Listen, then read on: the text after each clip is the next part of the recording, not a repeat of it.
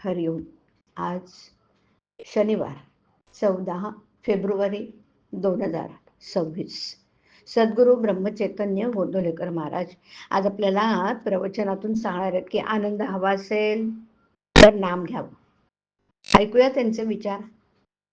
शरीर श्वासाला लागणाऱ्या शरीरातल्या द्रव्यात जेव्हा कमी अधिकपणा उत्पन्न होतो ना, तेव्हा शरीराचं स्वास्थ्य बिघडतं.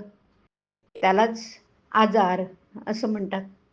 सुंठ हे असं औषध आहे की ते शरीरात कमी झालेल्या द्रव्यांची भरपाई करतं आणि जास्त झालेलं द्रव्य कमी करून आरोग्य राखतं. नाम हे सुंठीसारखं आहे. पारमार्थिक प्रगतीच्या मार्गात प्रत्येक व्यक्तीतल्या ज्या ज्या गुणदोषांमुळे अडथळा येतो ते गुणदोष दूर करून भगवंताचं नाम प्रगतीचा मार्ग मोकळा करतं.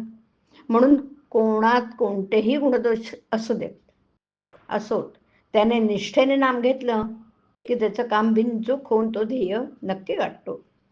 आपल्यात तेलाचा नंदादीप लावण्याची पद्धत आहे. तो अखंड तेवढ ठेवायचा असतो.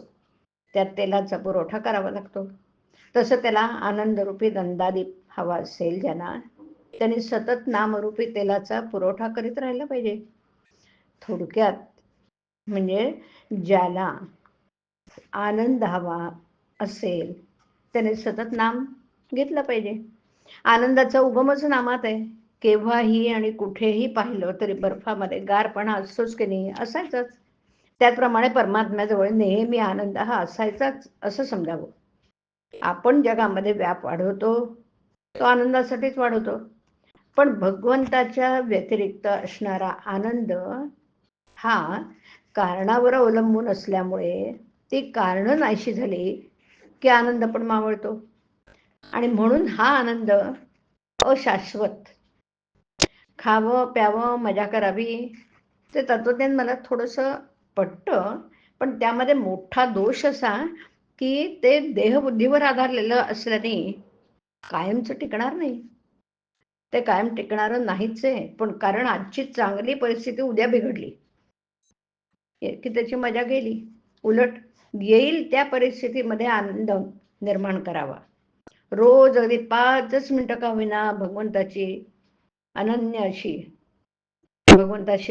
व्हायला शिकावं. आणि अशा त्या 5 मिनिटाचा आनंद 100 वर्ष नुसतं जगून मिळणार नाही. साखरेच्या गोडपणाबद्दल तासनतास निरूपण करण्यापेक्षा एक चिमूटभर साखर तोंडात टाकली असताना जसा खरा आनंद मिळतो तसंच इथे आहे. बरं, जगण्यामध्ये आनंद आहे ही गोष्ट खरी, पण आनंदाचं जगणं नसेल तर ते मेल्यासारखंच आहे ना. ज्याच्याजवळ भगवंत आहे त्यालाच आनंदाचं जगणं प्राप्त होईल. आणि म्हणून ज्याला जगायचं आहे त्याने नाम घ्यावं. सदा सर्वदा योग तुझा घडावा असं समर्थांनी सांगितलंय. तुझा विसर न व्हावा असं तुकाराम बुवांनी सांगितलंय. याचं कारण हेच ना की जिथे भगवंत तिथे आनंदी आनंद असतो.